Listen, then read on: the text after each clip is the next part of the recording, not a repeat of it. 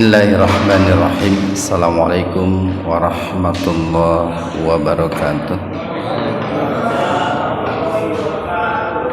Innal hamdalillah nahmaduhu wa nasta'inuhu wa nastaghfiruh wa na'udzu billahi min syururi anfusina wa sayyiati a'malina. May yahdihillahu fahuwal muhtadi wa may yudlilhu falan tajida lahu waliyyan mursyida.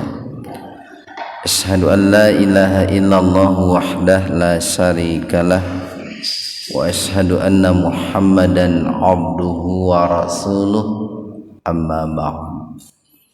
Hadirin ikhwatu iman, jemaah Majelis Tafsir Illiyin yang mudah-mudahan senantiasa diberikan kesehatan dan keberkahan Allah Subhanahu wa taala. Kajian tafsir di Majelis Tafsir Illiyin pada kesempatan subuh ini membahas surat An-Nisa ayat ke-7 ya. Surat An-Nisa ayat yang ke-7. Kita bahas tadinya dulu. Lir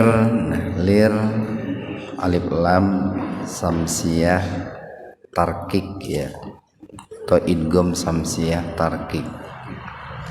Jadi membacanya dimasukkan, diidghamkan ke huruf ro, lir, enggak lil, enggak begitu.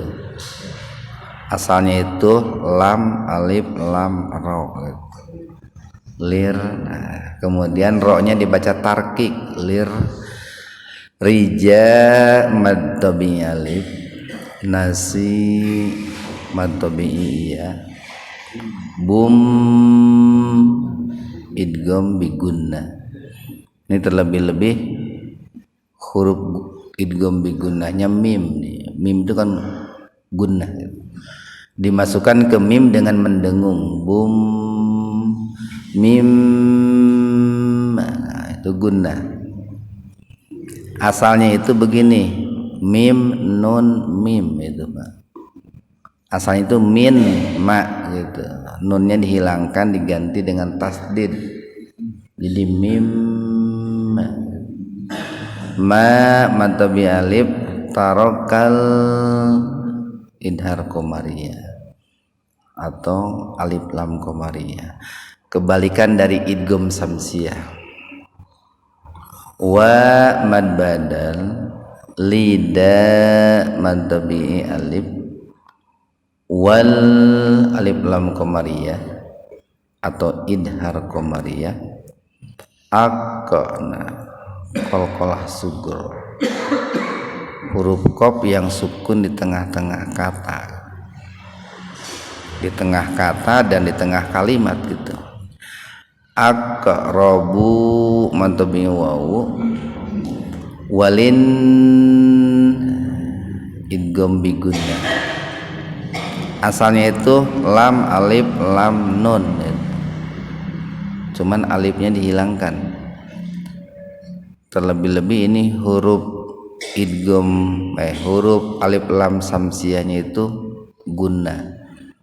Ini dimasukkan ke huruf nun dengan mendengung nih. Walin nisa'i mad wajib muttasil. Jadi dibacanya lebih panjang dari mad tabi'i itu. Sa'i 4 sampai 6 ketukan. Cuman kalau terlalu panjang tidak bagus juga gitu Pak ya. Ya 4 sampai 6 ketukan. Nasi matabi'iyah bum idgham bi gunnah mim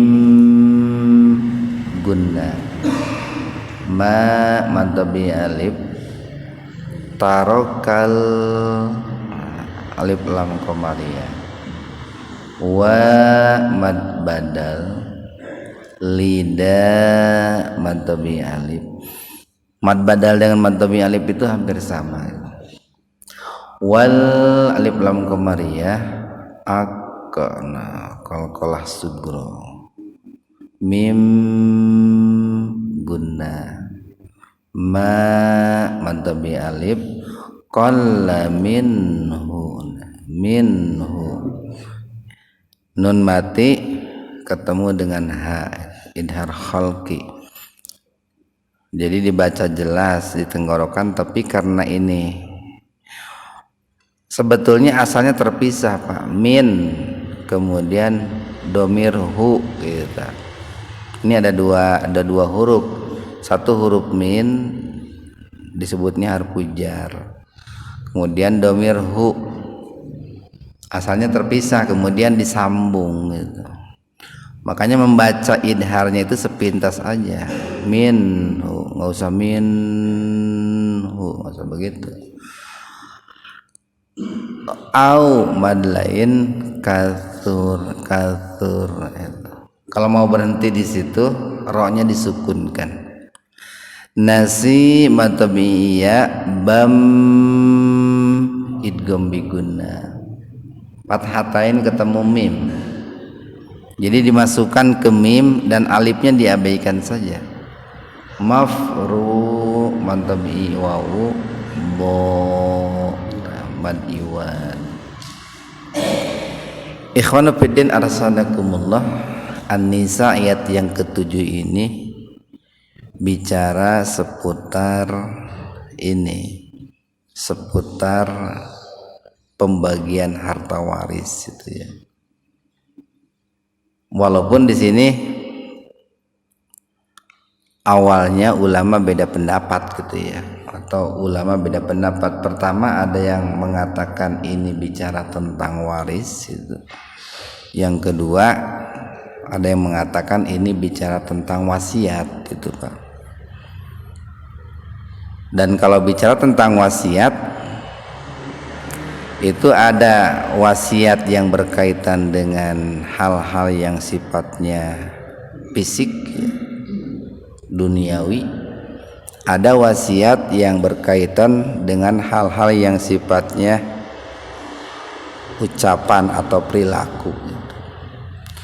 Cuman di kita kan kalau bicara wasiat itu dipahaminya sebatas ucapan gitu Pak. Umpamanya seorang ayah berwasiat kepada anaknya, nak jadilah kamu orang yang soleh. Atau ada seseorang yang sebelum meninggal berwasiat, nanti kalau saya meninggal tolong dirawat istri saya. Nah gitu, itu kebanyakan memahami wasiat seperti itu. Tapi sebetulnya ada juga wasiat itu yang berkaitan dengan harta gitu ya. Nah jadi ada tiga persoalan nih di ayat yang ketujuh ini, atau ada perbedaan pendapat dalam ayat yang ketujuh ini. Pertama, apakah ayat ini bicara tentang wasiat atau waris gitu ya. Kemudian yang kedua, apakah ayat ini masih muhkam gitu ya, berlaku, atau sudah mansuh gitu, sudah dihapus hukumnya, ketetapannya, atau tidak berlaku lagi gitu. Kemudian yang ketiga, apakah yang dibicarakan dalam ayat ini hukumnya wajib atau sunnah gitu Pak. Paling tiga hal tadi yang dibahas dalam ayat ini. Dan perlu kita ketahui juga bahwa dulu di zaman jahiliyah gitu, bahwa yang namanya harta,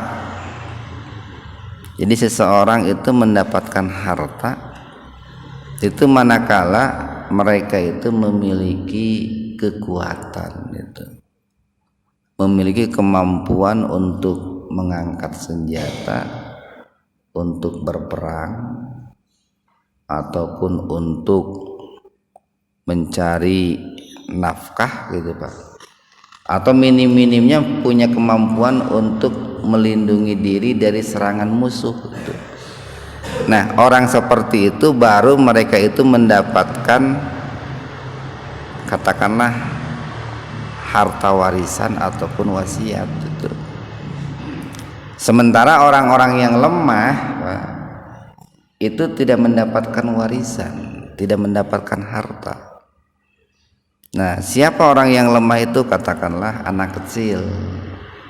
Sekalipun dia itu anak laki-laki, itu tidak mendapatkan harta, tidak mendapatkan harta warisan ataupun wasiat dari kedua orang tuanya manakala orang tuanya itu meninggal.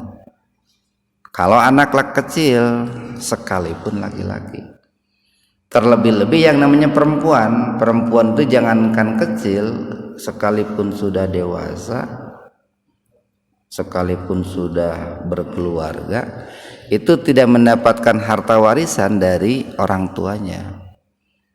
Kenapa? Karena tadi perempuan dianggap lemah, tidak mampu untuk mengangkat senjata ataupun berperang gitu.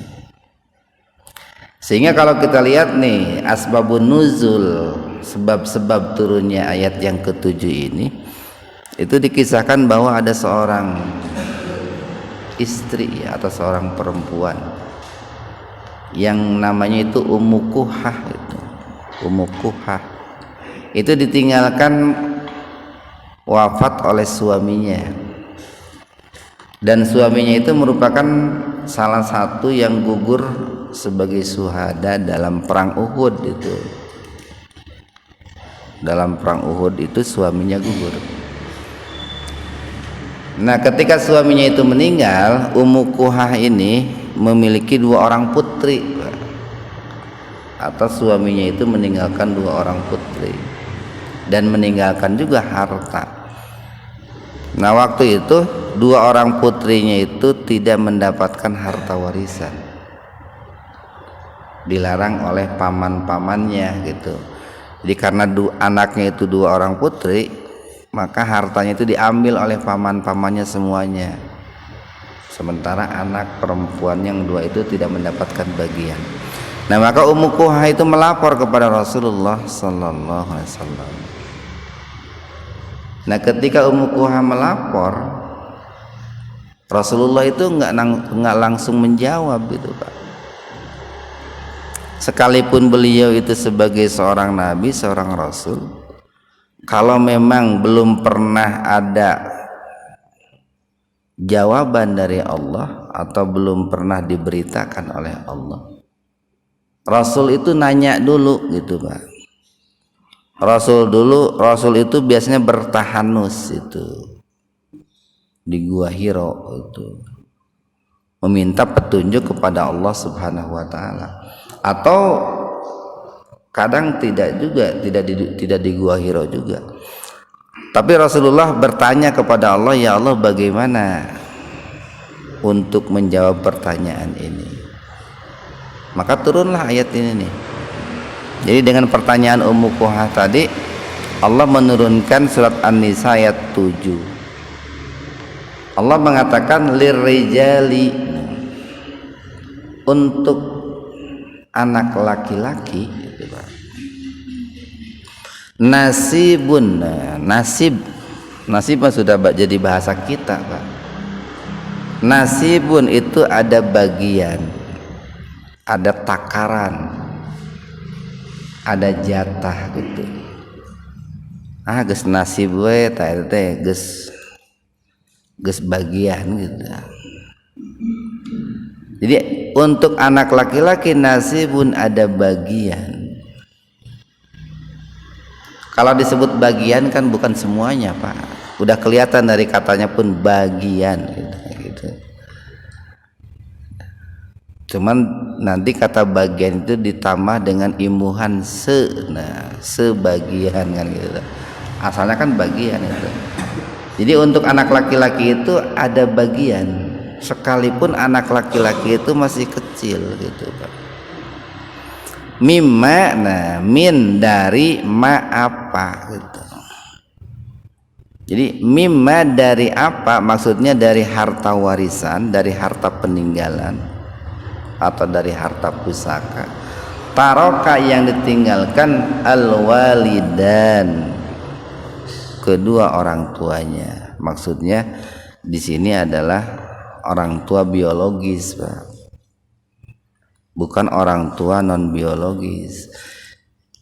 Jadi orang tua biologis, orang tua yang ada ikatan nasab, ikatan darah, lalu dia memiliki anak laki-laki atau meninggalkan anak laki-laki, maka ketika meninggal dunia, bagi anak laki-lakinya itu sekalipun masih kecil ada nasib, ada bagian. Nah, berapa bagiannya nanti kan dalam ayat berikutnya itu diatur dalam pembahasan faraid itu, Pak. Nanti beberapa ayat ke depan itu ada. Kemudian wal aqrabun, wa dan al aqrabun, untuk karib kerabat. Maksud karib kerabat di sini adalah karib kerabat yang memiliki hubungan nasab tapi tidak punya hak waris gitu, Pak. Nah, makanya di sini tadi kita katakan ayat ini bicara tentang dua hal nih, Pak, kalau diramu itu. Dari mulai lirijali nasibum mimma tarakal walidan itu bicara waris. Kalau wal aqrabun, nah, itu bicaranya wasiat itu, Pak. Artinya begini, bahwa karib kerabat, Pak, karib kerabat, katakanlah keponakan, paman, bibi itu, Pak. Kalau mereka itu satu orang yang meninggal itu berwasiat sebelumnya, sebelum meninggal dia berwasiat bahwa karib kerabat itu diberikan ini ya, diberikan bagian dari harta peninggalannya, maka berikanlah gitu, karena si yang meninggal itu sebelum meninggalnya sudah berwasiat, dan maksimal itu 1/3. Jadi tidak boleh kita berwasiat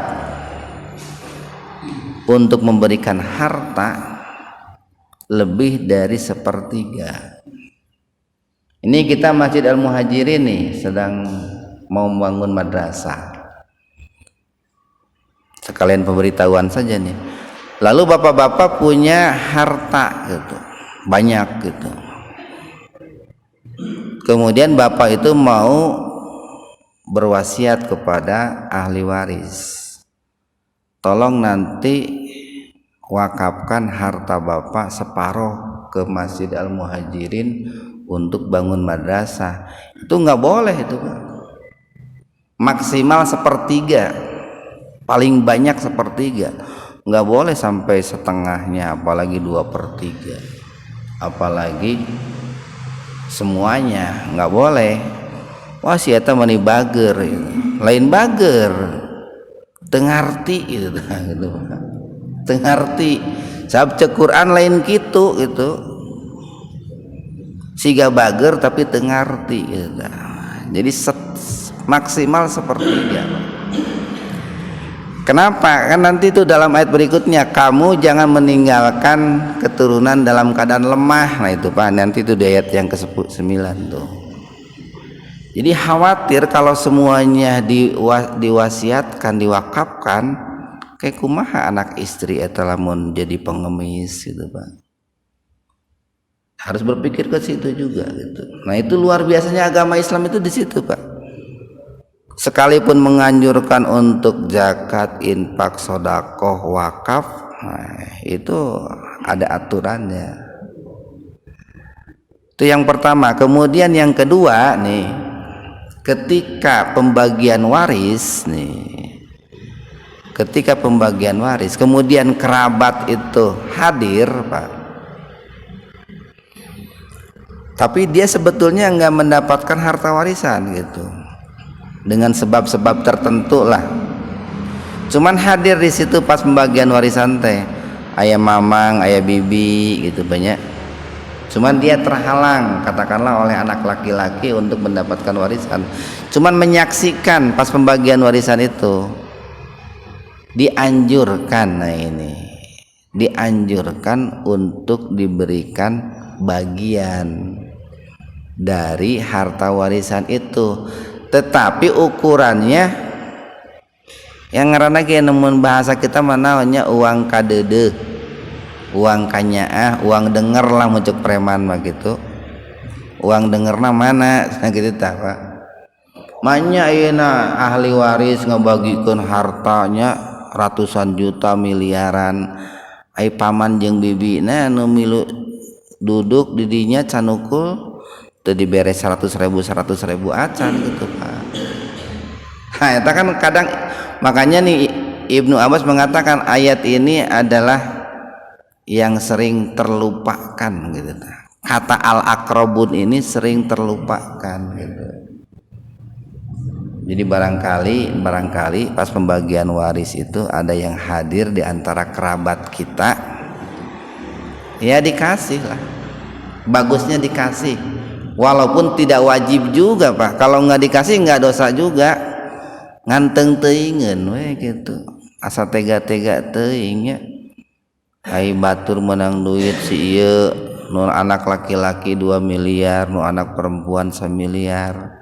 Nari urang teka bagian 100.000 nah itu Pak, itu bicaranya kan bicara tentang perasaan lah, itu bicara tentang perasaan, cuman wajib tidak, tapi kalau dilakukan ya insya Allah dapat pahala kan gitu Pak. Makanya tadi kita katakan bahwa sebagian ada yang mengatakan ini waris, sebagian ada yang mengatakan wasiat. Sebetulnya digabung saja. Sebagian ada yang bicara waris, tapi ada juga di dalamnya yang bicara wasiat. Nah, wasiatnya itu kepada siapa? Kepada karib kerabat itu. Jadi boleh, iya mangga.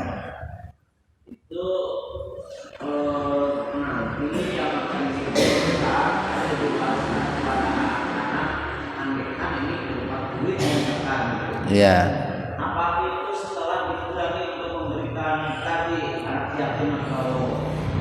Ya, kalau mau diberikan kepada karib kerabat atau anak yatim itu secara kompak gitu Pak, kompak, semuanya sepakat gitu, itu dikurangi dulu. Pada 1 miliar mau dikeluarkan 1/3, seberapa? 350-an lah banyak, sekitar itu. Keluarin dulu Pak. Baru setelah dikeluarin 1/3-nya dibagi waris sisanya itu. Kalau mau kompak sama-sama sepakat. Tapi lamun teu kompak gitu Pak, lamun teu kompak dibagikan dulu warisannya engke masing-masing we gitu tah. Anak pertama ngasih sekian, anak kedua mah ada pelit moal mere urang malah cenah kersorangan weh gitu, anak nu ketilu ngasih saeutik. Nah, itu kalau tidak kompak begitu. Cuman kalau seandainya sebelum meninggalnya pewaris itu yang punya harta itu berwasiat untuk mewakafkan 1/3, itu harus diambil dulu kalau sebelum meninggal berwasiat. Tapi kalau sebelum meninggal tidak berwasiat, kemudian ahli waris punya rencana untuk memberikan kepada karib kerabat, itu kan, dan memberinya pun umpamanya mau nyampe 1/3 gitu, erek sawilasana weh gitu tah. Mungkin saya merek meri ek mele asal cukup buat beli motor weh gitu. Kan hartana mah gede pisan mah, gede pokoknya mah. Katakanlah harta si itu tuh saatnya eta si Sambo gitu nya, kan saking loba hartana gitu. Nu hiji dulur nanti kebagian motor, nu hiji kebagian mobil. Itu tidak jadi soal kalau hartanya sangat banyak sekalipun tidak ada wasiat sebelumnya itu. Wa dan lin nisa'i, nah untuk anak perempuan itu nasibun, itu pun ada jatah, ada bagian, ada hak, mimma min dari ma apa taroka yang ditinggalkan al walidani kedua orang tuanya, wal akrabun begitu pula karib kerabat. Nah, jadi ayat ini menegaskan, nih kalimat ini menegaskan sekalipun perempuan bahkan anak-anak gitu, anak perempuan ketika meninggal oleh kedua orang tuanya, mereka itu dapat hak waris dari kedua orang tuanya manakala tentu orang tuanya meninggalkan harta warisan gitu. Sekalipun belum mampu mengangkat senjata atau tidak mampu untuk menahan serangan musuh. Coba lamun aturan adat jahiliyah masih dipakai ayeuna Pak. Karunya tuh budak leutik gitunya mal menang harta. Perempuan terlebih-lebih anak-anak mal menang harta. Jadi sangat adil sekali gitu, sangat adil sekali hukum Allah itu. Mimma dari apa qalla. Mim jadi maksudnya min ma itu begini. Minal mal atau dari harta warisan qalla di sini bukan berkata sedikit, qalil, minhu darinya au atau kasuro banyak. Nah, ini merupakan sebuah penegasan Pak, sebuah penegasan bahwa anak laki-laki dan anak perempuan untuk mendapatkan harta itu tidak mesti hartanya itu banyak gitu. Tidak mesti peninggalan orang tuanya itu banyak. Mau sedikit pun mereka dapat. Karena dulu nih banyak orang yang beranggapan pertama tadi anak laki-laki dan anak perempuan karena mereka tidak mampu mengangkat senjata tidak mendapatkan harta warisan. Kemudian yang kedua, kalau hartanya sedikit mereka tidak berhak mendapatkan apa-apa. Dijawab oleh Allah, mau sedikit mau banyak mereka dapat bagian gitu Pak. Nasiban, nah itu merupakan bagian mafrudo yang telah ditetapkan. Ada yang menafsirkan yang mafrudo itu ini fardu, farodo itu Pak, salat fardu itu. Farodo itu kan wajib Pak, wajib. Itu merupakan bagian yang sudah ditetapkan, artinya wajib untuk melaksanakannya. Dalam arti begini Pak nih, ketika muncul pertanyaan apakah waris dulu atau wasiat dulu, nah itu mana lah Pak, waris dulu Pak. Jadi utamakan dulu mere warisan kepada ahli waris ketimbang wasiat gitu Pak. Kalau punya harta, memberikan harta warisan itu wajib, tapi wasiat mah teu wajib Pak. Cuman kalau sudah berwasiat wajib ditunaikan gitu. Jadi kalau Bapak punya harta nih, punya harta 1 miliar, kulantaran geus ngarasa ieu teh umur teh geus rada deet gitu tah. Teu wasiat teu nanaon Pak, enggak dosa gitu. Tapi kalau seandainya Bapak punya harta 1 miliar kemudian tidak memberikan kepada ahli waris, itu dosa itu.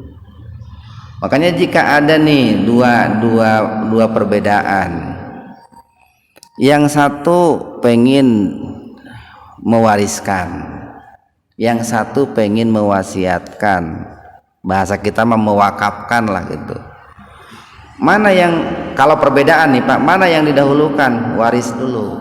jangan wakaf dulu, jangan wasiat dulu.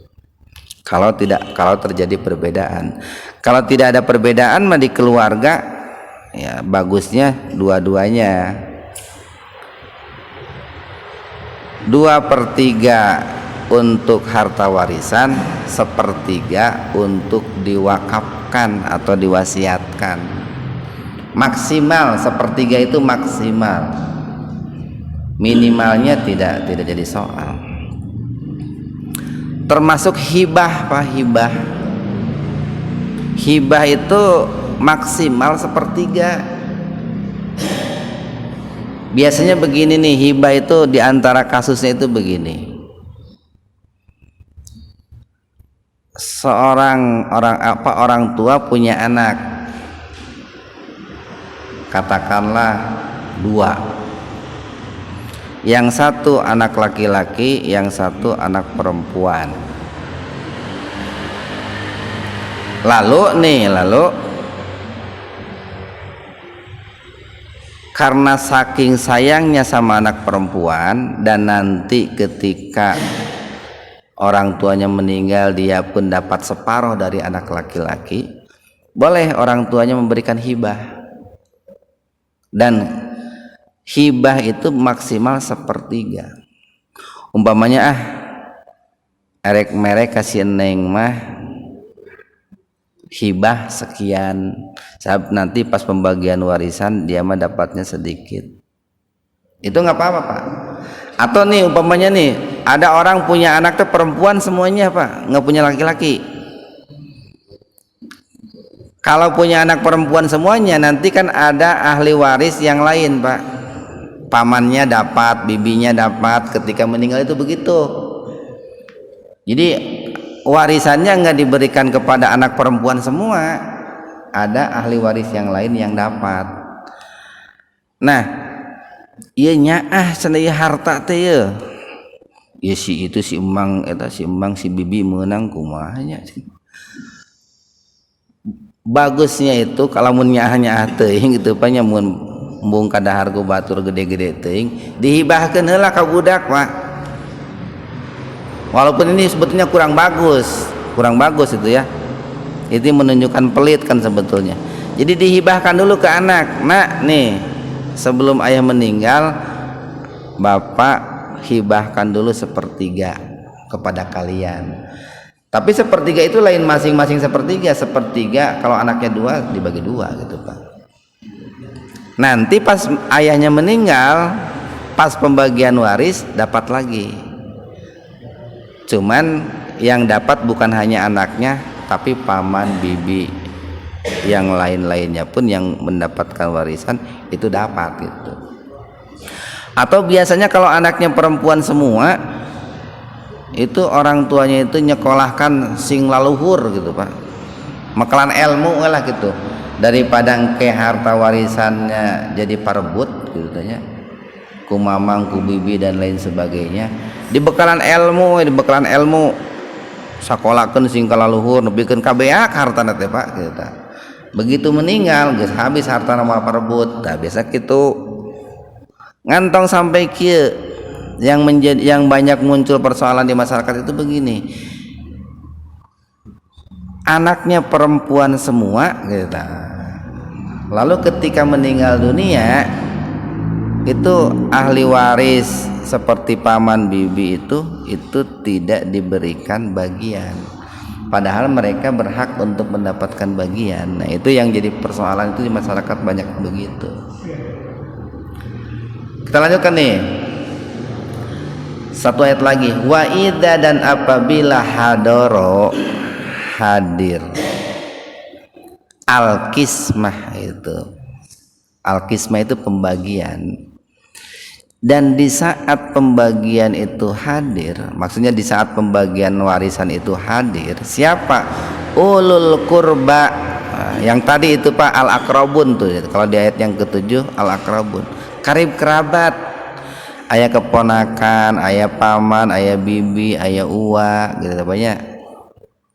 Wal yatama, dan juga anak yatim, ayah anak yatim datang walaupun tidak punya hubungan kerabat. wal masakin, dan juga datang orang-orang miskin walaupun tidak punya hubungan kerabat, terlebih-lebih punya hubungan kerabat. Apa perintahnya nih? Farzuquhum, berilah mereka rizki gitu. Walaupun hukumnya tidak wajib. Tadi bahasana teh uang kadeudeung, uang kanyaah gitu. Atau uang naon lah ngaranna apa, erek uang denger, uang kaget, karting eta mah. Nu penting mah pasihan ya gitu tah. Wa qulu, dan katakanlah, di sini ada kata-kata minhu nih, farzuquhum minhu, bagian daripada harta peninggalan itu. Tentu kan yang namanya bagian itu bagian kecil lah Pak, bagian kecil. Jeung sigana moal aya zaman ayeuna mah Pak, mere ka anak yatim jeung miskin sebagian besar moal ese sigana mah, sebagian leutik lah gitu, sebagian leutik. Waqulu, dan katakanlah lahum kepada mereka qaulan, perkataan ma'rufa, yang baik. Pokoknya begini nih perkataan yang baik itu. Pas pembagian waris itu ada anak yatim, ada orang miskin, ada karib kerabat yang tidak punya hak waris. Mang, bibi, uwa gitu. Ieu teh aya rezeki keur mang, keur bibi, keur uwa, ari ageng mah henteu lah, cukup keur meser baso we gitu. Itu aya hoyongna mah hoyong masihan agengan abi teh keur seueur hutang gitu. Supaya tong nyerieun teuing hate gitu Pak. Lamun boga hutang umpama boga warisan teh 100 juta, abi teh bayareun ka ieu 10 juta, ka ieu 20 juta, ka ieu 30 juta.